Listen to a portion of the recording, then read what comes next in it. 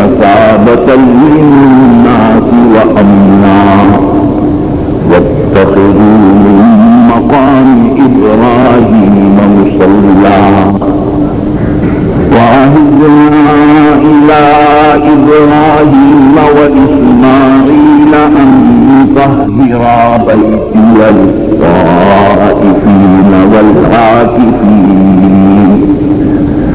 للطائفين والعاكفين والركع السجود. صدق الله مولانا العظيم وصدق رسوله النبي الكريم ونحن على ذلك من الشاهدين والشاكرين والحمد لله رب العالمين. بزرگان محترم برادران عزیز، گزشتہ جمعہ عید الاضحیٰ کی بعض عبادتوں کے سلسلے میں حضرت ابراہیم علیہ السلام کے بعض واقعات اور ان امتحانوں کا ذکر کیا گیا تھا جن کو قرآن کریم نے کلمات کہا ہے. یہ کلمات کیا ہیں؟ وہ حضرت ابراہیم علیہ السلام کا اپنے گھر میں اپنے والد کو تبلیغ کر، پھر اپنے کنبے کو چھوڑ کر چلے آتے، پھر سرزمین عراق سے ہجرت کر، اور اس سے پہلے حضرت ابراہیم علیہ السلام کا نمرود سے مناظرہ ہونا، جہتی ہوئی آگ میں ڈالا جانا، اور سب سے آخر میں اپنے اکلوتے بیٹے کی قربانی ہے. ظاہر ہے کہ مقصد تو عید الاضحیٰ کے بعض مسائل کا بیان کرنا ہے، اس لیے میں ان سارے واقعات پر تفصیل کے ساتھ روشنی نہیں ڈال سکتا. اللہ نے ان کو ہر امتحان میں کامیابی عطا فرمائی ہے. ایک امتحان اکلوتے بیٹے کی قربانی کا ہے، اور جو لوگ صاحب اولاد ہیں انہیں یہ بات معلوم ہے کہ شاید اپنی جان دینا آسان ہوتا ہے، بیٹے کی جان اپنے ہاتھ سے لینا مشکل ہوتا ہے. اولاد سے قدرت محبت ہوتا ہے،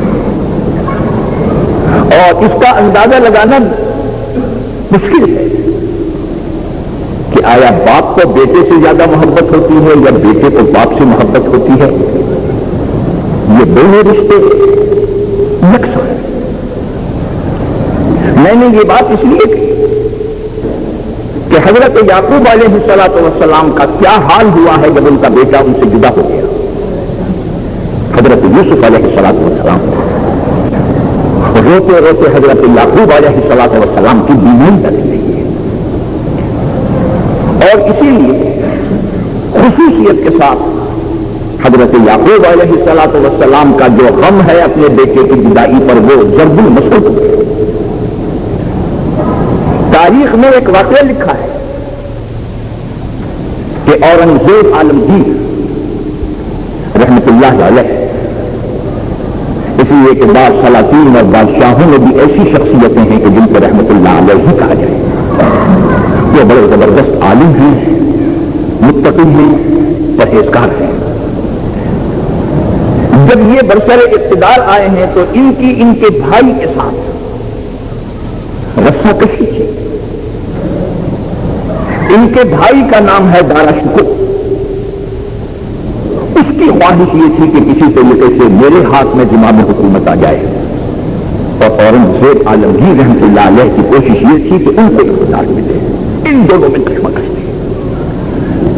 ممکن ہے کہ آپ یہ کہیں کہ ابھی آپ نے کہا اتنے زبردست عالم تھے، متقی تھے، پرہیزگار تھے، تو اس کشمکش میں پڑنے کی ضرورت کیا تھی؟ وہ کشمکش کرسی کی نہیں، وہ کشمکش ایک نہایت دین کے اہم مسئلے پر تھی. دارا شکور کا خیال یہ تھا کہ اس ملک کے اندر ہندو مسلم کا امتیاز باقی نہ رکھا جائے، سب ایک ہے. ان امتیازی حدوں کو گرا دیا جائے، یہاں تک کہ ہندو مسلمان آپس میں شادی بیاہ بھی کریں، ان کی دونوں کی تہذیب ایک ہو جائے، ایسا نظام حکومت پایا جائے. اور عالمگیر رحمۃ اللہ علیہ یہ چاہتے تھے کہ نہیں، کفر اور اسلام کی حدوں کو باقی رکھا جائے، مسلمان مسلمان ہے، کافر کافر ہے، ان امتیازات کو قائم کیا جائے۔ تاریخ اسلام میں ایک بہت ہی مستند شخصیت ہے حضرت مولانا سید سلیمان صاحب ندوی رحمۃ اللہ علیہ، مورخ اسلام بھی کہے جاتے تھے اور تاریخ اسلام میں ان کا بہت اونچا مقام ہے۔ ایک مرتبہ زبانی گفتگو میں فرمانے لگے کہ ماضی کی شخصیتوں کو اگر آپ اس وقت دیکھ نہیں سکتے، لیکن موجودہ زمانے کے آئینے میں اگر آپ انہیں دیکھنا چاہیں، وہ فرمایا کہ دارا شکوہ آل انڈیا کانگریس تھا اور اورنگزیب عالمگیر آل انڈیا مسلم لیگ تھے۔ میں نے کہا وہ کیسے؟ فرمایا کہ دارا شکوہ ہندو مسلم متحدہ قومیت کا قائل تھا اور عالمگیر مسلم قوم کے الگ امتیاز کو باقی رکھنا چاہتے تھے۔ یہ اصولی مسئلہ تھا جس کی وجہ سے کشمکش تھی، صرف کرسی کے خاطر انہوں نے ایسا نہیں کیا۔ عالمگیر رحمۃ اللہ علیہ برسر اقتدار آ گئے اور اس کا بھی ایک بڑا لمبا قصہ ہے جس کے لیے وقت نہیں۔ جب یہ برسر اقتدار آ گئے، کشمکش بڑھی اور دارا شکوہ کو قتل کرا دیا۔ دارا شکوہ سگا بھائی ہے، اس کے بیٹوں کے ساتھ اورنگزیب عالمگیر رحمۃ اللہ علیہ نے بڑی دلداری کا برتاؤ کیا، ان کے سر پہ ہاتھ رکھا، ان کو دسترخوان پہ بلا بلا کے کھانا کھلایا۔ ایک دن عالمگیر رحمۃ اللہ علیہ نے یہ پوچھا، تم لوگ کیوں خاموش ہو؟ بات ختم ہو گئی، اب آپ اپنے معمولات اور اپنے طریقے جاری رکھیں، آخر کیا بات ہے کہ وہ اس طریقے سے آپ خاموش ہیں؟ دارا شکوہ کے بیٹے نے دسترخوان پر ایک شعر کہا، وہ شعر یہ ہے، فرمایا کہ درد من کم طرز درد حضرت یعقوب، حضرت یعقوب علیہ الصلوۃ والسلام کا غم تو ضرب المثل ہے جو انہیں بیٹے کی جدائی پر ہوا ہے، سب کو معلوم ہے۔ درد من کم طرز درد حضرت یعقوب نیست، سر گم کردہ دو من پدر گم کردہ فرق اتنا ہے، وہ بیٹا ان سے جدا ہو گیا تھا، ہم سے باپ جدا ہو گیا ہے، درد ہمارا دونوں کا یکساں ہے۔ درد من کم طرز درد حضرت یعقوب نیست، سر گم کردہ دو من پدر گم کردہ میں نے عرض کیا یہ دونوں رشتے یکساں ہیں، باپ کی جدائی پہ بھی اتنا ہی غم ہوتا ہے، بیٹے کی جدائی پہ بھی اتنا ہی غم ہوتا ہے، لیکن میں کہہ رہا تھا کہ کسی آدمی کو شاید اپنی جان دینا آسان ہو، بیٹے کی جان دینا مشکل ہے، یہ بڑا امتحان ہے، اور ہر امتحان کا مقصد صرف دیکھنا ہے، لینا کچھ نہیں۔ اگر آپ میرے بہت بڑے یار غار ہیں، میں آپ کی دولت کے بارے میں یہ کہوں کہ بھائی مجھے آپ کچھ دے قرض دے دیجیے، مدد کے طور پر دے دیجیے، اور میرا مقصد ایک بھی کوئی آپ سے لینا نہیں ہے، لیکن میرا مقصد یہ ہے کہ میں ذرا دیکھوں کہ میرا مقام آپ کے دل میں کتنا ہے۔ آپ نے لا کے سارا کا سارا ڈھیر ہمارے سامنے ڈال دیا تھا، نہیں ہے۔ آپ نے یہ کہا کہ سینے سے لگایا اور یہ کہا کہ مجھے بڑی خوشی ہوئی، میں تو صرف تمہیں دیکھنا چاہتا تھا، لینا کچھ نہیں چاہتا تھا، یہ سب بس ہو گئے۔ ہم اور آپ سب کے سب اللہ کے پیدا کیے ہوئے ہیں، ہمارا باپ ہو تب، بیٹا ہو تب، تو اللہ تعالیٰ کو ہم اور آپ اگر اپنی جان دے دیں تو ہم نے کون سا کمال کیا ہے؟ جان تو ہے ہی اللہ کی۔ فرمایا کہ جان دی ہوئی اسی کی تھی، جان دی ہوئی اسی کی تھی، حق تو یہ ہے کہ حق ادا نہ ہوا، اسی کی چیز ہم نے اس کو دے دی، کون سا کمال کیا؟ تو اللہ تعالیٰ کو جان کی مطلق ضرورت نہیں، دولت کی ضرورت ہے، اور اگر اللہ تعالیٰ کو دولت کی ضرورت ہوتی تو آپ کی کمائی میں سے اللہ تعالیٰ ایک سال کے اندر 2.5% کیوں لیتے؟ کم سے کم 50%۔ جب آپ کی کمائی پہ سال گزر جائے، آپ کی دولت و ثروت پہ تو زکات ہے 100 میں 2.5، 100 میں ڈھل تو کوئی حیثیت نہیں، لیکن اللہ تعالیٰ کو آپ کی دولت سے اپنا خزانہ آباد کرنا نہیں ہے، بلکہ آپ کا نام وفاداروں کی فہرست میں لکھنا ہے کہ جو ٹیکس مقرر کیا گیا ہے آپ دے رہے ہیں، باغی نہیں ہے، صرف یہ بات ہے۔ جان کی بھی اللہ کو ضرورت ہے۔ قرآن کریم میں اللہ تعالیٰ نے ارشاد فرمایا لن ینال اللہ لحومها ولا دماؤها ولکن ینالہ التقوی منکم۔ اللہ تعالیٰ کو نہ جانوروں کے گوشت کی ضرورت ہے، نہ خون کی ضرورت ہے، نہ گوشت پہنچتا ہے اللہ کو، نہ خون پہنچتا ہے، لیکن اللہ تعالیٰ کو تمہارے دل کی نیت دیکھنا چاہتے ہیں اور تمہارے دل کا حال دیکھنا چاہتے ہیں کہ آیا تم اس چیز کو دینے کو تیار ہو جانا۔ جب سب امتحانوں میں کامیاب ہو گئے، حتیٰ کہ اپنی جان پر کھیل کے، کیونکہ دہکتی ہوئی آگ میں حضرت ابراہیم علیہ السلام کو ڈالا گیا ہے، حق دل کو نہیں چھوڑا ہے۔ یہ اللہ کا کرم ہے کہ اللہ تعالیٰ نے آگ کو حکم دے دیا ہے کہ اے آگ کام نہیں کرنا ہے جلانے کا، آگ پابند ہے۔ دیکھنے میں ہم اور آپ یہ سمجھتے ہیں کہ آگ کا کام جلانا ہے، پانی کا کام بھگونا ہے، ہوا کا کام اڑانا ہے، نہیں، یہ سب خدا کے حکم کے تابع ہے۔ حکم ہوتا ہے تو جلاتے ہیں، نہیں حکم ہوتا ہے تو نہیں جلاتے۔ مولانا جلال الدین رومی نے تو ایک آتش پرست کا واقعہ لکھا ہے کہ وہ مجبور کرتا تھا کہ سجدہ کرو بادشاہ کو۔ ایک عورت نے انکار کر دیا اور یہ کہا کہ یہ سر اللہ کے سوا کسی کے آگے نہیں جھکے گا۔ لکھا یہ ہے کہ اس کی گود سے بچہ لے کے اس نے آگ میں ڈالا۔ مولانا جلال الدین رومی کا کہنا یہ ہے، جو انہوں نے لکھا ہے، فرمایا کہ وہ بچہ آگ میں آرام سے ہے، آگ نے اسے جلایا نہیں، اور آواز دے کے کہہ رہا ہے، کہتا ہے کہ اندر آئے اے مسلمانہ ہما، اے مسلمانوں سب تم ہماری طرح آگ کے اندر آ جاؤ۔ تم دیکھو تو آ کے یہ آگ جلا نہیں رہی۔ مولانا جلال الدین رومی لکھتے ہیں کہ اس بادشاہ نے جھنجلا کر آگ سے یہ کہا، اے آگ تجھے آج کیا ہو گیا کہ تو کیا آج آگ نہیں ہے، کام بھی نہیں کر رہی ہے جلانے کا؟ جواب نقل کیا ہے آگ کا، فرمایا کہ گفتو آتش من ہمانا آتشم، گفتو آتش من ہمانا آتشم اندرا تاتو بدینی تابشم۔ اور اگر تجھے یقین نہ آئے تو اے بادشاہ تو قدم رکھ کے دیکھ، میں تجھے جلاتی ہوں لگی۔ گفتو آتش من ہمانا آتشم اندرا تاتو بدینی تابشم۔ پھر کیا بات ہے؟ فرمایا کہ گفتو آتش من ہمانا آتشم تیرے حقم ہم بدستوری برم، میں اللہ کی تلوار ہوں، اللہ کا حکم ہوتا ہے تو کاٹتی ہوں، حکم نہیں ہوتا ہے تو نہیں کاٹتی ہوں۔ حضرت ابراہیم علیہ السلام نے یہ امتحان بھی دیا، اپنی جان پہ کھیلتے۔ اب بڑھاپے کی اولاد ہے، گزشتہ جمعہ میں نے اسی پہ ختم کیا تھا کہ مدینہ اولاد سے قدرتی محبت زیادہ ہوتی ہے۔ ہم اور آپ سب صاحب اولاد ہیں، مدینہ اولاد کو زیادہ چاہتے ہیں۔ آپ کے ذہن میں اس کی وجہ یہ ہے کہ یہ ہماری جائیداد کاروبار سنبھالے گا، نبیوں کے ذہن میں اس کی وجہ یہ ہوتی ہے کہ ہمارے بعد اللہ کے دین کا کام سنبھالیں گے، تبلیغ کریں گے۔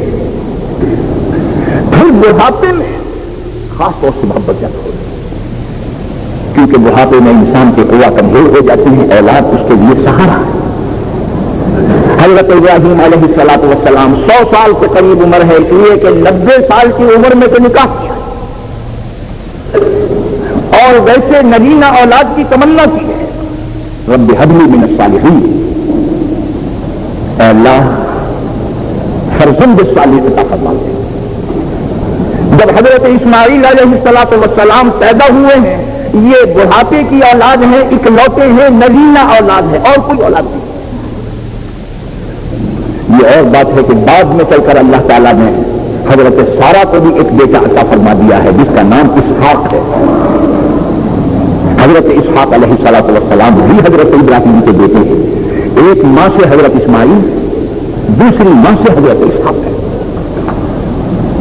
ایک ماں سے جو اولاد چلی ہے اس اولاد کی نسل میں سرکار دو عالم صلی اللہ علیہ وسلم ہے، دوسری ماں سے جو اولاد چلی ہے اس میں کل انبیاء بنی اسرائیل کے ہیں، حضرت سلیمان علیہ السلام، حضرت موسیٰ علیہ السلام، اور تقریباً یہ لکھا ہے کہ 24,000 نبی اور پیغمبر اللہ تعالیٰ نے بنی اسرائیل میں مبعوث فرمائے ہیں، جو حضرت اسحاق کی اولاد ہے۔ حضرت اسحاق کے بیٹے حضرت یعقوب، حضرت یعقوب کے بیٹے حضرت یوسف، یہ حضرت یعقوب علیہ السلام پوتے ہیں حضرت ابراہیم علیہ السلام کے، وہ دادا۔ اسی لیے قرآن کریم نے ایک بات کہی، جو لوگ تاریخ سے نا آشنا ہیں وہ تو دھوکے میں آ جاتے ہیں، اور عام طور سے لوگ اصل میں ناواقف ہوتے ہیں، دھوکے میں آ جاتے ہیں۔ آپ کے سامنے کوئی شخص بڑی موٹی کتاب لائے اور بڑی بوسیدہ ہو، قلم سے لکھی بھی ہو، چاہے صاحب یہ قرآن کریم کا نسخہ ہے 2500 سال پہلے کا ہے، آپ فوراً کہیں گے اللہ اکبر، 2500 سال پہلے کا، اتنا تو بنا۔ لیکن آپ میں سے کتنے آدمی ہیں جو یہ کہیں گے کہ 2500 سال تک قرآن کو نازل ہوئے بھی نہیں ہوئے، تو یہ 2500 سال کا نسخہ کہاں سے آ جائے گا؟ ارے بھائی قرآن کے اسلام کو آئے ہوئے، سرکار دو عالم صلی اللہ علیہ وسلم کو آئے ہوئے تو 1400 سال گزر رہے ہیں، تو یہ قرآن جو ہے یہ 1000 سال پہلے آ گیا تھا، یہ کہاں سے آیا؟ معلوم ہوگا جھوٹ ہے۔ قرآن کریم نے کہا کہ دیکھیے یہود کو دیکھیے، نصارہ کو دیکھیے، مشرکین کو دیکھیے، یہ ساری دنیا کو بے وقوف سمجھتے ہیں۔ یہودی کسے کہتے ہیں؟ حضرت یعقوب کی اولاد کو کہتے ہیں یہود، یہ ہے بنی اسرائیل۔ حضرت یعقوب کا دوسرا نام اسرائیل ہے، انہی کا نام یعقوب ہے، انہی کا نام اسرائیل ہے، ان کی اولاد کو کہتے ہیں بنی اسرائیل اور یہود۔ تو یہ یہود کہتے ہیں کہ حضرت ابراہیم علیہ السلام تو یہودیوں کے طریقے سے چلتے تھے، وہ یہودی تھے۔ ارے تم کیا سمجھ رہے ہو؟ کیا تمہارا یہ خیال ہے کہ حضرت یعقوب جو تھے وہ دادا تھے حضرت ابراہیم کے، یا حضرت ابراہیم ان کے دادا ہیں؟ اس وقت تو یہودیت کا وجود بھی نہیں تھا، چھوٹے سے یہودیت نہیں ہے، کتنی غلط بات ہے۔ اور نصارہ یہ کہتے ہیں، نصارہ تو سرکار دو عالم صلی اللہ علیہ وسلم سے بھی 500-600 سال پہلے ہے، ہزاروں سال بعد میں ہے حضرت ابراہیم علیہ السلام کو۔ وہ کیا کہتے ہیں؟ کہتے ہیں وہ نصرانی تھے۔ یہودی کہتے ہیں حضرت ابراہیم یہودی تھے، نصرانی کہتے ہیں وہ نصرانی تھے۔ اور تماشا یہ ہے کہ جنہوں نے بت شکنی کی ہے دنیا میں آ کر، مشرک قومیں کہتی ہیں کہ حضرت ابراہیم تو مشرک تھے، ہمارے ساتھ تھے۔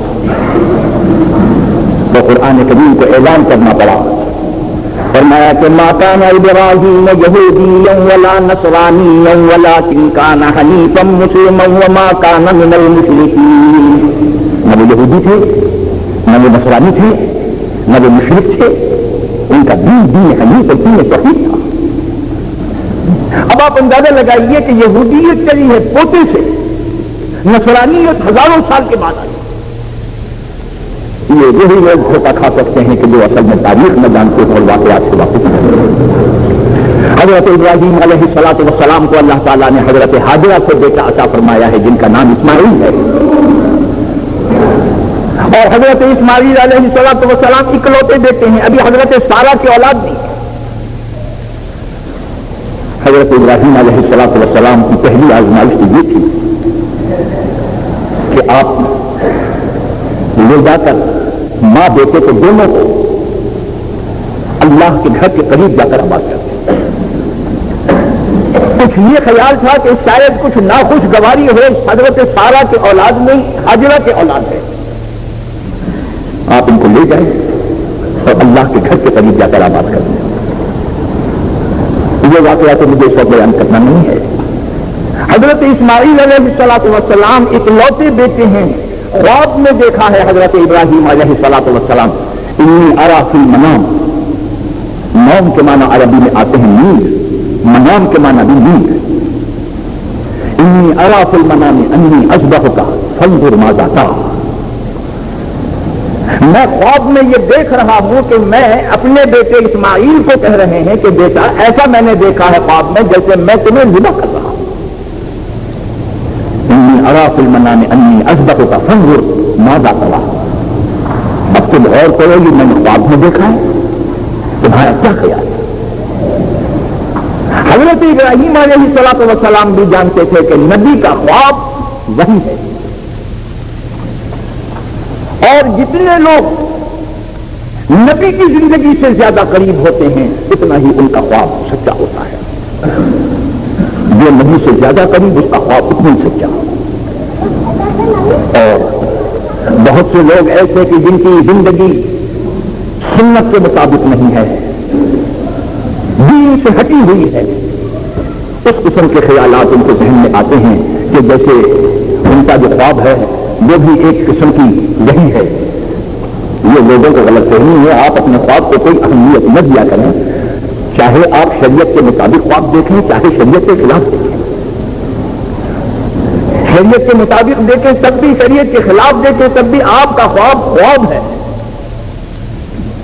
اور اس خواب کی حیثیت ایسی ہے کہ جیسے ہم اور آپ خوب پیٹ بھر کے ناک تک کھانا کھا لیتے ہیں تو اس کے جو ابخارات اٹھتے ہیں ان ابخارات کے ذریعے سے ہم خواب دیکھتے ہیں، جس کو قرآن کریم نے کہا ہے کہ قالوا اضغاث احلام، یہ آپ کی پریشان خیالی ہے۔ اور جو لوگ اپنے خواب کو بڑی اہمیت دیتے ہیں اللہ والے انہیں سمجھا دیتے ہیں۔ حضرت شیخ الہند مولانا محمود الحسن صاحب رحمۃ اللہ علیہ ایک طالب علم کے پاس آیا اور کہا کہ جی میں فلاں کتاب پڑھنا چاہتا ہوں۔ تو میں آیا کہ بھائی ہمارے یہاں امتحان ہوتا ہے، لیاقت جو ہوتی ہے وہ کتاب دے دیتی ہے۔ فرمایا بہت اچھا۔ امتحان ہوا، اس سے نیچے درجے کی کتاب ان کو دی گئی پڑھنے کے لیے۔ اس نے کہا جی میں تو وہ اوپر کے درجے کی چاہتا ہوں۔ ان کا نہیں، تمہاری لیاقت ایسی تھی۔ اگلے دن آیا اور آ کے حضرت شیخ الہند رحمۃ اللہ علیہ سے کہنے لگا جی آج میں نے خواب میں دیکھا ہے سرکار دو عالم صلی اللہ علیہ وسلم نے یہ فرمایا ہے کہ تم وہ اوپر والی کتاب پڑھو۔ تو حضور میں خواب آپ کو بیان کر رہا ہوں، میں نے یہ خواب دیکھا ہے اور حضور نے یہ فرمایا ہے۔ حضرت شیخ الہند رحمۃ اللہ علیہ نے کیا جواب دیا؟ فرمایا بھائی دیکھو کتاب تو تمہیں وہی پڑھنی پڑے گی نیچے کی، باقی جو خواب دیکھا ہے تو ہم حضور سے عرض معروض کر لیں گے، اس کی پرواہ نہ کریں، کتاب وہی پڑھنی پڑے۔ معلوم ہوا کہ ہم اور آپ جو اپنے خواب کو اہمیت دیتے ہیں وہ بالکل غلط ہے۔ اور یہ جو میں نے کہا کہ شرع کے موافق دیکھیں یا شرع کے خلاف دیکھیں، کبھی کبھی شرع کے خلاف بھی دیکھتے ہیں۔ خواب میں آپ نے دیکھا کہ حضور تشریف رکھتے ہیں اور فرمایا کہ شراب پیو، اشرب الخمر، اور آپ اٹھے اور آپ نے کہا کہ صاحب یہ بات تو حدیث کے مطابق صحیح ہے کہ میں نے حضور ہی کو دیکھا ہے مگر حضور نے فرمایا ہے کہ شراب پیو۔ علماء نے لکھا ہے اگر کوئی خواب تم شرع کے خلاف دیکھو تو دو باتیں اس سے سمجھا کرو، یا تو یہ کہ تمہیں خواب پورا یاد نہیں رہا، حضور نے یہ فرمایا ہوگا لا تشرب الخمر، شراب نہ پیو، تمہیں اشرب الخمر یاد رہ گیا۔ کیوں؟ اس لیے کہ لا تشرب الخمر سرکار دو عالم صلی اللہ علیہ وسلم نے تو آفتاب رسالت کی روشنی کے اندر آپ نے یہ بات فرمائی ہے۔ آپ اندھیرے کی بات کر رہے ہیں کہ رات کو خواب میں دیکھا ہے، آپ کا خواب قابل اعتبار نہیں، وہ روشنی کی بات قابل اعتبار ہے۔ اور یا یہ ہے کہ تم یہ دریافت کرو کہ اس کی تعبیر کیا ہے۔ کبھی کبھی تعبیر مختلف ہوتی ہے، ہو سکتا ہے اشرب الخمر آپ نے فرمایا اس سے مراد کچھ اور ہو، کچھ اور مطلب ہو، کیونکہ کبھی کبھی ان اہل اللہ کو بھی ساتھی کہا گیا ہے، ان مرشدوں کو ساتھی کہا گیا ہے جن سے آپ کو روحانی فیض ملتا ہے۔ اس کا مطلب یہ ہے کہ جو آپ کو وہ جام بھر بھر کے دے رہے ہیں وہ جام محبت ہے، وہ فسق و فجور کی شراب نہیں۔ ہمارے خواجہ صاحب رحمۃ اللہ علیہ نے مولانا تھانوی، چونکہ مولانا کی طبیعت بڑی جلالی تھی تو انہوں نے اپنے مرشد کے بارے میں کہا تھا ساتھی سے میرے اس کی ہمت ہے کہ میں مانگے، شیخ کے بارے میں ساتھی سے میرے کس کی ہمت ہے کہ میں مانگے، ایک ہاتھ میں ڈنڈا ہے ایک ہاتھ میں پیمانہ، جو بندہ کھاتا ہے اسے جامی شراب ملتا ہے، سب کو نہیں ملتا۔ ساتھی کہا، جان اور میں کہا، آپ یہ پوچھیے کہ اس کی تعبیر کیا ہے؟ مشہور واقعہ ہے کہ ایک صاحب خواب دیکھ کے آئے تھے، بڑے خوش تھے کہ آج سے پتہ نہیں مجھے کیا مل جائے گا. انہوں نے خواب میں دیکھا کہ میرے گھر میں بادشاہ ایک نہیں دو نہیں بہت سے بادشاہ تاج پہنے ہوئے میرے گھر میں آ رہے ہیں. بڑے خوش، جا کے کسی سے بیان کیا کہ آج میں نے خواب میں یہ دیکھا ہے. اور میں اچھا کیوں نہیں دیکھا؟ جلدی جا اپنے گھر جا کے سب سامان نکال کے بیوی بچوں کو نکال دے، تیرے مکان کی چھت کتنے والی. بڑا پریشان ہے، سارا سامان نکالا، بچوں کو نکالا، تھوڑی دیر میں دیکھا کہ گھر گر گیا. لوگوں نے کہا کہ حضرت یہ بات سمجھ نہیں آئی. فرمایا کہ جب اس نے آ کر یہ خواب بیان کیا تو میرے دل میں اللہ تعالیٰ نے یہ آیت ڈالی، قرآن کریم کی آیت ہے، ان الملوک اذا دخلوا قرية افسدوها. سلاطین جب کسی بستی میں داخل ہوتے ہیں تو بستی کو تہس نہس کر دیتے ہیں. میں نے کہا کہ اس کے مکان کی چھت گرنے والی ہے. تو وہی ہوا. حضرت ابراہیم علیہ الصلوۃ والسلام نبی ہیں، ان کا خواب بھی وحی ہے، انہیں کوئی شبہ نہیں ہے. مگر معاملہ صرف ان کا نہیں ہے، بیٹے کا بھی ہے. اگر بیٹا اپنی رضامندی کا اظہار کرے تو یہ کام تکمیل کو پہنچ جائے.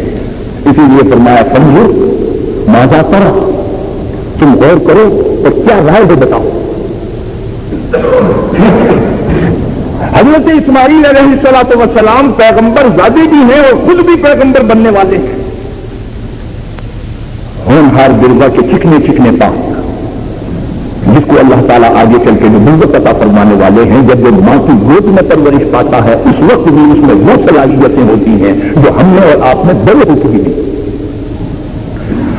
آخر حضور اکرم صلی اللہ علیہ وسلم حلیمہ سعدیہ کا دودھ پی رہے ہیں.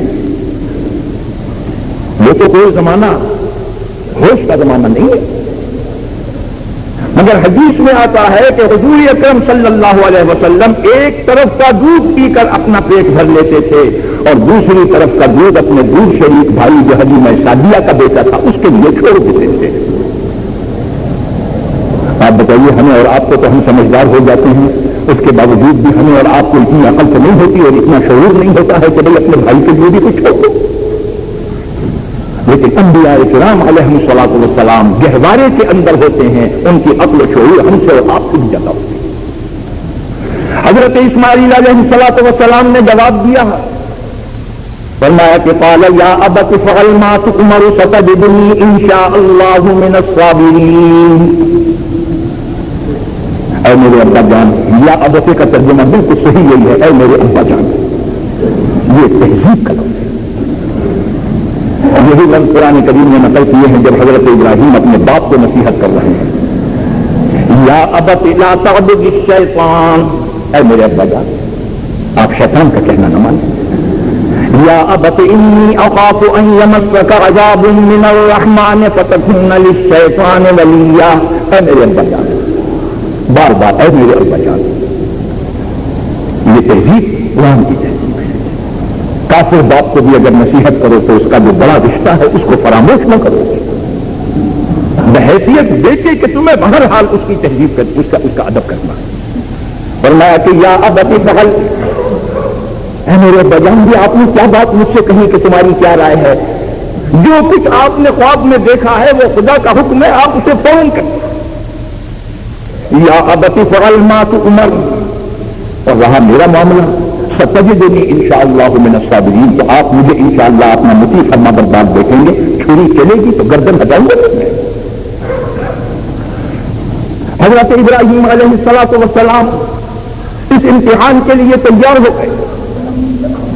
فلما اسلما وتلہ للجبین ونادیناہ ان یا ابراہیم قد صدقت الرؤیا انا کذلک نجزی المحسنین. حضرت ابراہیم علیہ الصلوۃ والسلام نے بیٹے کو لٹایا، چھری پھیرنے کے لیے تیار ہو گئے. لیکن جیسا کہ میں نے عرض کیا، اللہ کو نہ آپ کی دولت کی ضرورت ہے، نہ آپ کی جانوں کی ضرورت ہے، نہ خون کی ضرورت ہے، نہ گوشت کی ضرورت ہے. ان اللہ لا ينظر الى صورکم واعمالکم، اللہ نہ تمہاری صورتوں کو دیکھتا ہے نہ تمہارے اعمال کو دیکھتا ہے. ولکن ينظر الى قلوبکم ونیاتکم، لیکن تمہارے دلوں کو تمہاری نیتوں کو دیکھتا ہے. حضرت ابراہیم علیہ السلام تیار ہو گئے ذبح کرنے کے لیے. اللہ تعالیٰ نے جبریل امین کو بھیجا، وہ فدیے کا جانور لے کر آئے ان کے بدلے. اور یہیں سے میں یہ مسئلہ بھی آپ کو بتاتا چلوں کہ ذوالحجہ کے اس عشرے کے اندر ایک عبادت جو ہے وہ تکبیرات تشریق بھی ہے، ایک عبادت روزہ بھی ہے. حدیث میں آتا ہے یوم عرفہ، یوم عرفہ آپ کا یوم عرفہ آپ کے چاند کے لحاظ سے نئی ذوالحجہ کو کہتے ہیں. یہ نہیں ہے کہ آپ یہ کہیں کہ وہ فلاں حج تو فلاں تاریخ کو ہو گیا اور وہ یوم عرفہ تھا. نہیں، آپ کا یوم عرفہ جو ہے وہ ذوالحجہ کی نو، ذوالحجہ کی نو کو روزہ رکھنے کا بات ہے. اور تکبیرات تشریق ذوالحجہ کی نئی تاریخ فجر کی نماز کے بعد سے شروع ہو جاتی اور کب تک رہتی ہے؟ 4 روز تک رہتی ہے. 9 10 11 12 13 ہاں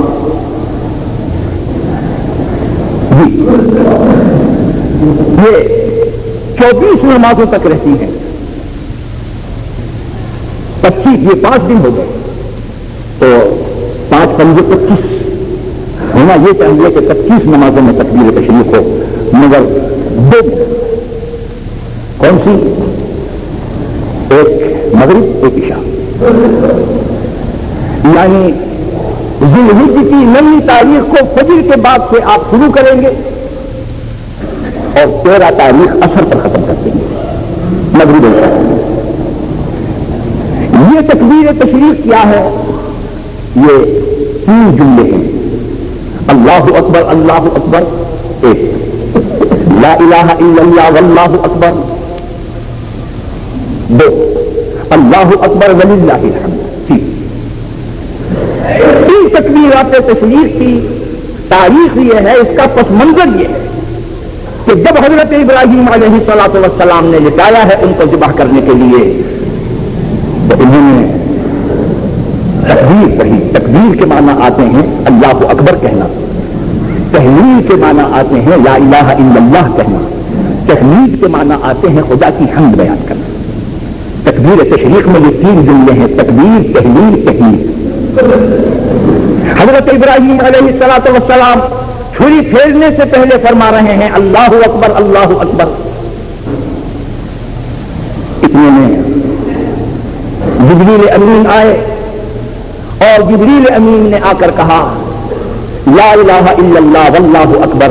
اس لیے کہا کہ آواز سن کر ٹھہر جائیں، جلدی نہ کریں چھری پھیرنے کے اندر. حضرت جبریل امین نے آ کر تحلیل کے الفاظ کہے لا الہ الا اللہ واللہ اکبر.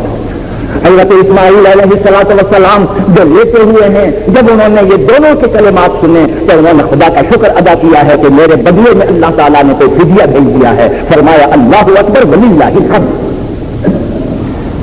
تکبیرات تشریق جو ہیں یہ ان تینوں کے کلمات ہیں، حضرت ابراہیم کے کلمات، حضرت جبریل امین کے کلمات، حضرت اسماعیل علیہ السلام کے کلمات. یہ تکبیرات تشریق. حضرت ابراہیم علیہ السلام جب تیار ہو گئے، جبریل امین وہ جانور لے کر آئے ہیں دنبار. فرمایا کہ اللہ کو بیٹے کی جان کی ضرورت نہیں، اللہ کو جو دیکھنا تھا وہ دیکھ لیا. اب آپ اس جانور کی قربانی دیں اور اس جانور کو قربانی دینے کا اتنا ہی ثواب ملے گا جتنا کہ ایک سگے بیٹے کی جان کو دینے کا ملتا ہے. حضرت ابراہیم علیہ السلام اس امتحان میں بھی کامیاب ہو گئے. تکبیرات تشریق آپ کے سامنے میں نے بیان کر دی. یہ اضحیہ عید الاضحیٰ کے اندر اس کو اضحیہ کے معنی آتے ہیں قربانی. صحابہ نے سوال کیا کہ یا رسول اللہ ما هذه الاضاحی، یہ اضحیہ کیا ہے؟ آپ نے فرمایا کہ سنت ابیکم ابراہیم، تمہارے روحانی باپ حضرت ابراہیم کی سنت ہے. یہ اب آپ سمجھ گئے کہ یہ جو عید الاضحیٰ میں قربانی دی جاتی ہے یہ در حقیقت حضرت ابراہیم علیہ السلام کے اس کردار کو، اس سنت کو ادا کیا جاتا ہے جو انہوں نے اللہ کی راہ میں اپنے بیٹے کو پیش کرنے کے لیے کیا تھا اور اللہ تعالیٰ نے اس کے بدلے میں جانور ان کو عطا فرمایا جو قربانی کے لیے. اسی لیے فقہاء نے صاف لکھا ہے اگر کوئی آدمی 10 روپے کا 10 درہم کا جانور اگر قربانی کے طور پر دیتا ہے تو وہ اللہ کی راہ میں اور اللہ کی نظروں میں بہت بڑی عبادت اور قابل قبول ہے. لیکن اگر کوئی آدمی اس دن 10,000 درہم کی اگر کوئی شخص خیرات کر دیتا ہے کہ قربانی کا کیا فائدہ ہے, میں 10,000 درہم خیرات کرتا ہوں, اللہ کی نظروں میں 10,000 درہم کی خیرات کا وہ مرتبہ نہیں ہے جو 10 درہم کی جانور کا. کیوں؟ اس کی وجہ یہ ہے اصل میں کہ حضرت ابراہیم کے اس مخلصانہ اور مباحثانہ کردار کو باقی رکھنا ہے, اس کردار کو پیش کرنا. اور آپ کو معلوم ہے کہ اس زمانے میں وہ بہت سی یادگار منانے کے لیے لاکھوں اور کروڑوں روپیہ خرچ کر دیتے ہیں, اور اس کو وہ کبھی یہ نہیں سمجھتے کہ یہ فضول خرچی ہوئی ہے, سمجھتے ہیں کہ ایک بہت بڑے اہم مقصد کے لیے ہے. یہ میں ہمیشہ ہر سال کہہ دیتا ہوں کہ ایسے بہت سے آپ کے مخلص دوست نکل آتے ہیں اس موقع پہ, اس لیے کہ لوگ ٹیلی فون پہ مسائل پوچھتے ہیں, آ کے مسائل پوچھتے ہیں, اس سے پتہ چلتا ہے. بعض عورتیں کہتی ہیں صاحب وہ ہمارے پاس وہ فلاں صاحب آئے, وہ یہ کہتے ہیں کہ بھائی یہ کیا ہے 500-600 کا جو تم بکرا کرو اس سے بہتر ہے کسی یتیم بیوہ کو 250-200 روپئے دے دو یا 1,000 روپئے دے دو, اس کا کوئی فائدہ نہیں ہوگا. بعض لوگ یہ کہتے ہیں کہ صاحب غریبوں کی امداد کے لیے, کوئی کہتا ہے مہاجرین کی آباد کاری کے لیے, کوئی کہتا ہے سیلاب زدہ کے لیے. مگر میں یہ دیکھتا ہوں کہ یہ سارے کے سارے مخلص اسی زمانے میں نکل آتے ہیں. لیکن کسی شخص نے کبھی آپ کو یہ کہا کہ یہ جو آپ سنیما پہ ہجوم لگا کے کھڑے ہوتے ہیں, مہینے کے اتنے دنوں میں آپ تماشا دیکھتے ہیں, ایک دن کی تماشے کی جو وہ آپ کی رقم ہے وہ آپ پس انداز کریں, اس سے دیکھیے غریبوں کا کتنا فائدہ ہو. سگریٹ پینے والوں سے کہیں کہ صاحب آپ ایک دن جو اپنی سگریٹ ہے آپ اس کی رقم جمع کر کے غریبوں کو دیں. اس موقع پر تو آپ کو کبھی یہ غریبوں کی امداد یاد نہیں آتی, بلکہ آپ یہ سمجھتے ہیں کہ نقد رقم دینا جو ہے یہ بہت بڑی امداد ہے. نہیں, یاد رکھیے کہ یہ حضرت ابراہیم علیہ السلام کی سنت کو ہمیشہ کے لیے ختم کرنا ہے. نقد رقم کا جہاں تک تعلق ہے, زکات تو نقد رقم ہی ہے نا. ایک دن کی تماشے کی جو وہ آپ کی رقم ہے وہ آپ پس انداز کریں, اس سے دیکھیے غریبوں کا کتنا فائدہ ہو. سگریٹ پینے والوں سے کہیں کہ صاحب آپ ایک دن جو اپنی سگریٹ ہے آپ اس کی رقم جمع کر کے غریبوں کو دیں. اس موقع پر تو آپ کو کبھی یہ غریبوں کی امداد یاد نہیں آتی, بلکہ آپ یہ سمجھتے ہیں کہ نقد رقم دینا جو ہے یہ بہت بڑی امداد ہے. نہیں, یاد رکھیے کہ یہ حضرت ابراہیم علیہ السلام کی سنت کو ہمیشہ کے لیے ختم کرنا ہے. نقد رقم کا جہاں تک تعلق ہے, زکات تو نقد رقم ہی ہے نا. آپ مجھے بتائیے کہ ہمارے معاشرے میں کتنے مسلمان ہیں جو 2.5% اپنی جمع شدہ سرمایہ کی زکات ادا کرتے ہیں. وہ تو رقم کی عبادت ہے. اب اگر قربانی کو بھی آپ اس نقدی عبادت کے اندر اگر آپ لانا چاہتے ہیں, آپ کا مطلب یہ ہے کہ جس طرح زکات کے نام پر سناٹا ہے اسی طرح قربانی کے نام پر بھی سناٹا ہو جائے گا. حالانکہ اس میں کوئی بہت زیادہ صرفہ اور خرچہ نہیں ہے. لوگ کہتے ہیں کہ صاحب پہلے 40-50 روپے کا ایک بکرا آتا تھا, 500 کا بکرا آتا ہے. معاف کیجیے گا, اس زمانے میں آپ لوگوں کی تنخواہیں بھی 200-250 سے زیادہ نہیں ہوتی تھیں. آج 1,000 2,000 کی تنخواہیں ہیں آپ کی. کیا فرق پڑا؟ تو لوگ کہتے ہیں کہ صاحب یہ ہم اگر سونے کے اوپر زکات دیں تو سونا تو بہت مہنگا ہو گیا, یہ تو بڑی ڈبل رقم نکلتی ہے زکات کی. تو ٹھیک ہے, لیکن مارکیٹ ویلیو پر اگر آپ کو ایسا ہی اعتراض ہے تو جب آپ اپنا سونا بیچنے کے لیے جائیں تو آپ یہ کہہ دیا کریں کہ صاحب یہ ہمیں نہیں, مارکیٹ ویلیو نہیں چاہیے, وہی ہم نے 30 روپئے پہلا جو خریدا تھا وہی دے دو. اپنے فائدے کی خاطر تو آپ یہ سوچتے ہیں, اور جب اللہ کے لیے نکالتے ہیں تو آپ کو یہ خیال پیدا ہوتا ہے. تو میں نے یہ بات آپ سے اس لیے عرض کی کہ یاد رکھیے جانور کا دینا جو ہے یہی سب سے بڑی عبادت ہے. اس کے مقابلے میں اگر آپ لاکھوں درہم بھی اگر تقسیم کر دیں اور قربانی نہ دیں, خدا کی نظروں میں اس کی کوئی اہمیت نہیں. حضرت ابراہیم کی سنت کو زندہ کرنا ہے, اور یہ جو حضرت ابراہیم کی سنت ہے یہ انسان کی ساری زندگی سے متعلق, جس کا خلاصہ یہ ہے کہ رضا الہی کے آگے نہ ماں باپ کوئی چیز, نہ وطن کوئی چیز, نہ رشتے داری کوئی چیز, نہ اپنی جان کوئی چیز, نہ اپنی اولاد کوئی چیز, یہ کردار حضرت ابراہیم علیہ السلام کا ہے، جس کی یاد تازہ اس لیے کی جاتی ہے کہ مسلمانوں کا کردار اعلیٰ سے اعلیٰ کردار ہو جائے اور وہ رضائے الہی کے لیے سب کچھ قربان کرنے کے لیے تیار ہو جائیں، وہ صرف نقد رقم دینے سے نہیں ہوتا۔ اب رہی یہ بات کہ وہ قربانی جانور کی جو ہے، وہ جانور کون سے ہیں؟ اونٹ، گائے، اور جب میں یہ لفظ آپ کے سامنے بول رہا ہوں تو اس میں نر اور مادہ دونوں شامل ہیں۔ اونٹ، گائے، بکرا، دمبا، یہ 4 قسم کے جانور ہیں۔ ان میں دودے کو نکال دیں، 3 قسم کے جانور جو ہیں ان کو 2 دانت والا ہونا ضروری ہے۔ ان تینوں جانوروں میں جو لوگ کہتے ہیں کہ صاحب ہمارے گھر میں یہ بکرا پلا ہے، سال ہو گیا، اول تو معاف کیجیے، ہم اور آپ جو ہیں اپنے بچے ہی کی تاریخ پیدائش نہیں لکھتے ہیں، تو آپ نے بکری کی پیدائش کہاں لکھی ہوگی؟ کیوں آپ احکام شرع کے اندر اس قسم کی مداخلت کرتے ہیں؟ سیدھی بات ہے، شریعت نے ایک علامت تجویز کر دی ہے کہ بھائی وہ 2 دانت والا، بکرا 2 دانت کا، اونٹ 2 دانت کا، گائے 2 دانت کا۔ بکرا 2 دانت کا سال بھر گزرنے کے بعد جب دوسرے سال میں داخل ہو جاتا ہے تو اس کے 2 دانت نکل آتے ہیں۔ گائے جب 2 سال کی ہو جاتی ہے، تیسرے میں داخل ہوتی ہے تو اس کے 2 دانت نکل آتے ہیں۔ اونٹ جب 5 سال کا ہو جاتا ہے، 6 سال میں داخل ہوتا ہے تو اس کے 2 دانت نکل آتے ہیں۔ اونٹ کا 2 دانت ہونا ضروری، وہ 5 سال کا۔ گائے کا 2 دانت ہونا ضروری، وہ 2 سال کا۔ بکرے کا 2 دانت ہونا ضروری، وہ 7 سال کا۔ دودھے کے لیے البتہ اگر وہ سال بھر کا ہے اور 2 دانت اس کے نہیں ہے تو فقہاء نے لکھا ہے کہ اگر وہ اتنا تیار ہو کہ سال بھر کے بکروں کے اندر اگر اسے چھوڑ دیا جائے تو وہ اس کے برابر برابر نظر آئے تو فرمایا دندے میں اس کی گنجائش ہے، بکرے میں نہیں، گائے میں نہیں، دودھ میں۔ یہ 4 قسم کے جانور ہیں وہ قربانی کے لیے دیے جاتے ہیں۔ اللہ کا شکر ادا کیجیے کہ اللہ تعالیٰ نے ہمارے دل میں یہ بات نہیں کر دی ہے کہ آپ لوگ حرم کی قربانی دیا کریں، ورنہ ہمیں اور آپ کو سب کو کئی مہینے پہلے سے جنگلوں میں جانا پڑتا حرموں کو پکڑنے کے لیے۔ تو لوگ تو میرے خیال میں یہ کہہ دیتے کہ صاحب حرم پکڑنا ہمارے اختیار میں نہیں، اس عبادت کو ہم نے خیر بات کہتی ہے۔ اللہ تعالیٰ کا کتنا بڑا کرم ہے کہ اللہ تعالیٰ نے وحشی جانور کی قربانی نہیں بتائی، اہلی جانور کی قربانی بتائی جو تمہارے قبضے میں ہے، جو ہر وقت تمہارے اختیار میں ہے۔ اللہ کا کتنا کرم ہے، اور اس سے آپ اندازہ لگائیے کہ یہ دین فطرت ہے، اس میں کوئی حکم ایسا نہیں دیا گیا ہے جو فطرت کے خلاف ہو، کسی وحشی جانور کی قربانی کا حکم نہیں دیا گیا۔ اور جو لوگ مسائل پوچھتے ہیں وہ مسائل نہیں پوچھتے ہیں، وہ سنت ابراہیمی کا مذاق اڑاتے ہیں۔ جو یہ پوچھتے ہیں کہ صاحب مرغی کی قربانی جائز ہے، کبوتر کی قربانی جائز ہے، چڑیا کی قربانی جائز ہے، میں نے عرض کیا عبادات کے اندر صرف اس بات کا احترام کیا جاتا ہے کہ جو احکام ہیں ان کی تعمیل کی جائے۔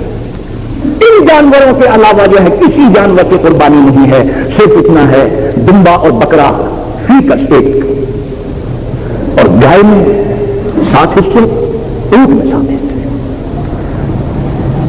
یہ بات بھی عرض کر دوں کہ کن کن لوگوں کے ذمہ ہے، کن پر واجب ہے، اور جب میں لفظ واجب کہہ رہا ہوں تو آپ یہ سمجھیے کہ یہ میں آپ سے فرض ہی کہہ رہا ہوں، مگر قانون کا لفظ کہنے مجھے ضروری ہے، اس لیے میں نے لفظ واجب کہہ دیا۔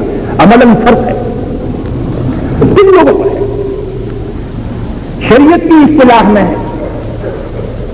مالدار 3 قسم کے ہیں۔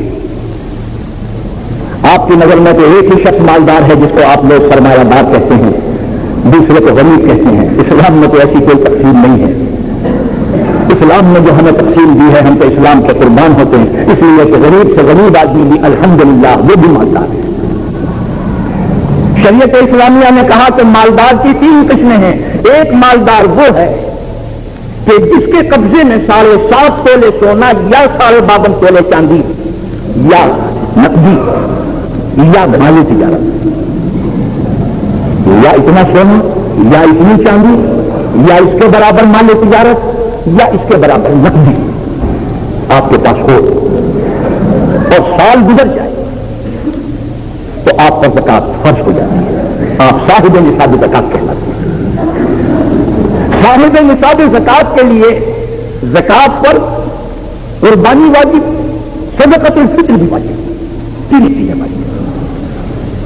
اور جس کے اوپر زکات واجب ہے وہ کسی دوسرے کی زکات نہیں لے سکتا۔ بعض لوگ ایسا کرتے ہیں کہ سونا اٹھا کے رکھ دیا کہ یہ تو اپنی اولاد کے لیے ہے، باقی میں تو بہت غریب ہوں، اگر مجھے زکات لینا جائز نہیں ہے، میں زکات لینا جائز ہے، آپ ادا کریں گے تو ادا نہیں۔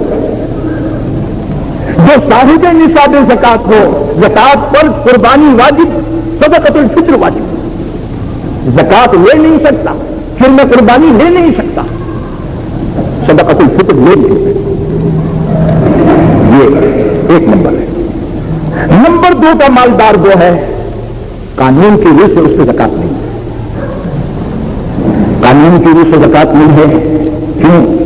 ایک پلاٹ ہے وہ 10-15 لاکھ کا، بلڈنگ ہے، بلڈنگ کی زکات نہیں ہے، پلاٹ کی زکات نہیں ہے، مگر اس سے آپ کی مالی حیثیت تو قائم ہوتی ہے۔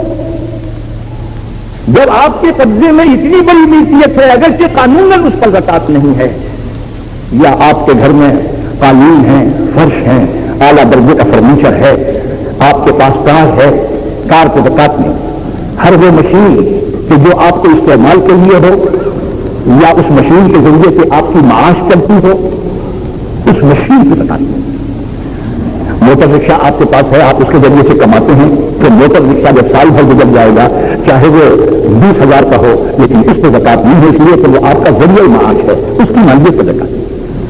سینے کی مشین ہے یا کار ہے آپ کے استعمال میں، اس پہ زکات نہیں۔ مگر یہ سب چیزیں آپ کو ایک خوشحال درجہ اور خوشحال آدمی کا مرتبہ تو دیتی ہے۔ فقہاء نے لکھا ہے کہ اگر آپ نمبر 2 کے مالدار ہیں، یعنی صاحب نصاب زکات نہیں سمجھے، صرف زکات والوں پر فرض نہیں ہے، زکات سے نیچے اتر کے آئیے، ان کو بھی قربانی واجب ہے۔ ایک تیسرے درجے کا اور ہے، میں نے کہا ہم قربان جائیں شریعت اسلامیہ کے، کہ شریعت اسلامیہ نے ہماری لاج رکھی ہے، اور ہمیں آج ہر آدمی فیشنیبل طریقے پر غریب کہتا ہے، اسلام اسے غریب نہیں کہتا۔ کیوں؟ اسلام نے کہا کہ نمبر 3 کا مالدار یا غنی، نمبر 3 کا وہ کون ہے؟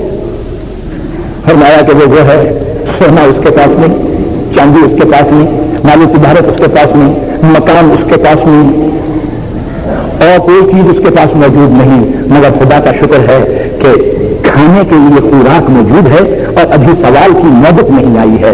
شریعت اسلامیہ کہتی ہے آپ اگرچہ نمبر 3 میں ہیں، لیکن اب بھی آپ کا شمار غنی میں ہے، آپ کو ابھی سوال کرنے کی اجازت ہے، آپ بھی نمبر 3 کے غنی ہیں۔ لیکن یہ جو نمبر 3 کا غنی ہے، یہ اگر سید نہیں ہے زکات لے سکتا ہے۔ نمبر 3 کا جو غنی ہے اگرچہ کماتا ہو اور اس کی آمدنی اس کو کافی نہ ہوتی ہو، فرمایا کہ یہ شر میں قربانی لے سکتا ہے، یہ صدقۃ الفطر لے سکتا ہے، مگر شریعت اسلامیہ نے نام ہمارا بھی غنی رکھا ہے، یہ بیچارہ جو آپ کی زکات بھی لے رہا ہے، جو آپ کے صدقات کو بھی لے رہا ہے، اور آپ کی شر میں قربانی کو بھی لے رہا ہے، فرمایا شریعت کی نظر میں یہ بھی غنی ہے۔ کیوں؟ اس لیے کہ نمبر 4 پر وہ آدمی ہے جس کے پاس ایک وقت کے کھانے کی خوراک نہیں ہے۔ فرمایا کہ شریعت یہ کہتی ہے کہ اب اس کو جان بچانے کے لیے لوگوں سے سوال کرنے کی اجازت ہے، لوگوں سے سوال کرنے کی اجازت ہے، مانگنے کی اجازت ہے۔ شریعت اسلامیہ کی نظر میں عزت کی بڑی قیمت ہے، منع کیا ہے۔ واقعہ یہ ہے اللہ نے ہمیں ایسے دین میں پیدا کیا ہے، ہم اپنے کو دیکھتے ہیں اور اللہ کے دین کو دیکھتے ہیں، ہمیں خود شرم آتی ہے۔ حضور اکرم صلی اللہ علیہ وسلم نے منع فرمایا کوئی کسی سے سوال نہ کرے، تو صحابہ پر اس کا اثر کیا ہوا؟ سوچنے کی بات نہیں۔ صحابہ پر یہ اثر ہوا کہ اگر سواری پہ جا رہے ہیں، ان کا کوڑا گر گیا ہے نیچے، تو کسی بھائی سے سوال نہیں کرتے کہ تم اٹھا کے دے دو، کیونکہ حضور نے مانگنے کو منع کیا ہے۔ اللہ اکبر۔ اس کو بھی خودداری کے خلاف سمجھتے ہیں کہ اپنا کوڑا کسی سے کیوں مانگا، خود ادھر سے اٹھا لو۔ یہ خودداری اسلام نے سکھائی ہے۔ کسی سے مسلمان کی عظمت اور مسلمان کی حیثیت قائم ہوتی ہے، لباس سے نہیں ہوتی ہے۔ حضرت امام شافعی رحمۃ اللہ علیہ کا مشہور واقعہ ہے، معمولی کپڑے پہنے ہوئے چلے جا رہے ہیں، اپنے خادم سے کہا نہیں یہ دیکھو حجام بیٹھا ہوا ذرا اسے بلا لاؤ، اس سے اسے کہو کہ میں سڑک پہ بیٹھ کے حجامت نہیں بنواتا، اس سے کوئی گھر پہ آ جائے۔ خادم نے جا کے کہا کہ حضرت جی آپ کو بلا رہے ہیں حجامت کے لیے۔ اس نے دیکھا اور دیکھ کے جائزہ لیا۔ جیسے دلی میں مجھے یاد ہے جب امریکن شروع آئے تھے تو وہ ہر ٹانگے والا یہ دیکھتا تھا کہ یہ دے گا کیا، اس کو میں دکھاؤں یا نہ بٹھاؤں، اور اگر کسی سے سودا ہو گیا اور اتنے میں کسی امریکن نے اسے اشارہ کر دیا تو اس کو چھوڑ کے جائے گا، اس لیے کہ وہاں زیادہ ملے گا۔ خادم نے کہا حضرت آپ کو بلا۔ میں کون حضرت؟ میں تو دکھ ہے لباس معمولی۔ اس نے دیکھ کے مجھے تو کچھ نہیں معلوم ہوتی، کچھ ملے گا، اس لیے کہ لباس سے تو پتا چلتا ہے، میرے پاس وقت نہیں ان کا۔ امام شافعی رحمۃ اللہ علیہ نے فراست سے اندازہ لگا لیا کہ اس کو میرے کپڑوں سے غلط فہمی ہوئی ہے، اور گئے اور جا کے کہا کہ تو نے صرف میرے اس لباس کو دیکھ کر یہ اندازہ لگایا کہ تجھے کچھ نہیں ملے گا، خدا کی قسم میرا لباس وہ لباس ہے کہ اگر تو اسے نیلام کرے تو شاید 1.5 درہم بھی نہ ملے، لیکن اس لباس کے اندر اتنا قیمتی نفس ہے کہ اگر کروڑ کی قیمت لگائے گا تو تجھے نہیں مل سکتا ہے۔ تو لباس سے اندازہ لگاتا ہے۔ یہی امام شافعی رحمۃ اللہ علیہ فرماتے ہیں میاں اس دنیا کے مادی نفع میں کیا رکھا ہے؟ فرمایا کہ فَإِنَّكَ وَاجِدٌ أَرْضًا بِأَرْضٍ، زمین کے بدلے میں تمہیں زمین مل جائے گی، کسی بھائی کی زمین نہ بتاؤ۔ فَإِنَّكَ وَاجِدٌ أَرْضًا بِأَرْضٍ وَلَكِنْ لَمْ تَجِدْ نَفْسًا سِوَاهَا، لیکن اگر تم نے اپنے نفس کو پامال کر لیا تو پھر دوبارہ تمہیں یہ نفس موجود نہیں ملنے والا۔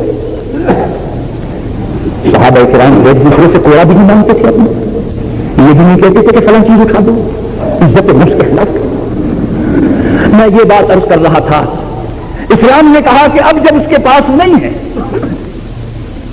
تو جان بچانے کے لیے تو اسلام نے اس کی بھی اجازت دے دی ہے کہ 4 چیزیں جو حرام ہیں اگر اس کے سوا کچھ نہیں ملتا ہو تو ان حرام چیزوں کو بھی استعمال کر کے جان بچا لو۔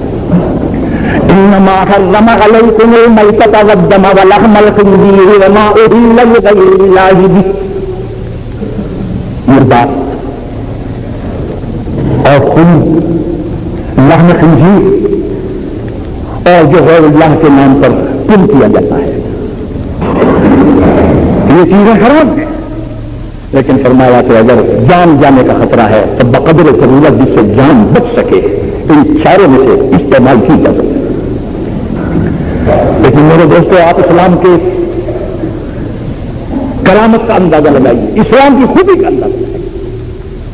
فقہا نے لکھا ہے کہ جس آدمی کی جان جانے کا خطرہ ہو وہ جان بچانے کے لیے مردار کھا سکتا ہے، لحم خنزیر کھا سکتا ہے، خون کھا سکتا ہے، اہل لغیر اللہ بھی کھا سکتا ہے، لیکن کسی سے چھین کر کھانا جائز نہیں ہے۔ کسی سے غصب کر کے کسی سے چھین کے کھانا جائز نہیں ہے۔ اگر جان خطرے میں ہے تو آپ بے شک جب اللہ تعالیٰ نے ان 4 حرام چیزوں کو آپ کو حلال قرار دے دیا ہے آپ اس سے کھائیے، لیکن اگر آپ یہ سمجھیں کہ میری تو جان جا رہی تھی تو میں نے کسی کا مال چرا لیا، میں نے کسی کا مال چھین لیا، میں نے کسی کا مال غصب کر لیا، فرمایا نہیں، اس کی کیوں؟ فرمایا کہ وہ 4 چیزیں جو آپ استعمال کر رہے ہیں ان کے استعمال سے کسی دوسرے کی منفعت کو نقصان نہیں ہے، لیکن اگر چوری کریں، غصب کریں اور ڈکیتی ڈال کر اگر آپ اس طریقے سے پیٹ بھریں تو آپ مال غیر کو نقصان پہنچا رہے ہیں اور منفعت غیر کس سے وابستہ ہو گئی ہے۔ تو خیر مطلب یہ تھا ہم اللہ کا شکر ادا کرتے ہیں، چاہے ہم سے قربانی واجب نہ ہو مگر اسلام نے ہمیں اور آپ کو سب کو غنی کے درجے میں رکھا ہے۔ تو میرے دوستو یہ 3 قسم کے جو غنی ہیں جن پر زکوٰۃ واجب ہے، جن پر واجب نہیں ہے، یہ 2 قسمیں جو ہیں ان پر قربانی واجب ہے۔ تیسرے قسم کا جو غنی ہے اس پر نہ زکوٰۃ واجب ہے نہ قربانی واجب ہے۔ ان کو چاہیے کہ وہ اس فریضے کو ان دنوں کے اندر ادا کریں۔ یہ چند کلمات تھے جو میں نے عرض کیے، دعا کیجیے کہ اللہ عمل کی توفیق عطا فرمائے۔ حافظ صاحب کچھ فرمائیں گے، اس کے بعد آپ سنتوں کی نیت باندھیے گا۔ اللہم صلی علی سیدنا و مولانا محمد وعلی آل سیدنا و مولانا محمد وبارک وسلم تسلیما کثیرا کثیرا وصلی اللہ تعالی علی خیر خلقہ محمد وآلہ واصحابہ اجمعین برحمتک یا ارحم الراحمین۔ حضرات پوری توجہ کے ساتھ ایک اعلان سماعت فرمائیے۔ عید الاضحیٰ کی نماز نشر پارک میں انشاءاللہ العزیز ٹھیک 9 بجے ہوگی۔ نماز اور خطابت کے فرائض حضرت مولانا انجام دیں گے. یہاں جامع مسجد بیت اللہ میں بھی عید الاضحیٰ کی نماز انشاءاللہ العزیز 9 بجے ہوگی. امید ہے آپ حضرات پابندی وقت ملحوظ رکھتے ہوئے وقت مقررہ سے پہلے پہنچنے کی کوشش فرمائیں گے. دو حضرات دارالعلوم الاسلامیہ کنڈو اللہ یار کے لیے ہر سال اس دارالعلوم کی صرف قربانی سے امداد فرماتے ہیں. ان کی اطلاع کے لیے عرض ہے کہ حد سے ثابت اس سال بھی جامع مسجد جاکر نائن کے متصل مرکز قائم ہوگا. جو حضرات دارالعلوم الاسلامیہ کنڈو اللہ یار کے لیے جن میں قربانی عطا فرمانا چاہیں وہ یہاں مرکز میں پہنچا دیں, اور اگر ان کے پاس وقت نہ ہو تو مرکز کو اطلاع دیں, یہاں سے آدمی کو بھیج دیا جائے گا. امید ہے آپ حضرات حد ثابت دارالعلوم الاسلامیہ کنڈو اللہ یار کی سر میں قربانی سے امداد فرما کر عند اللہ اجر عظیم کو نصیب ہوں گے.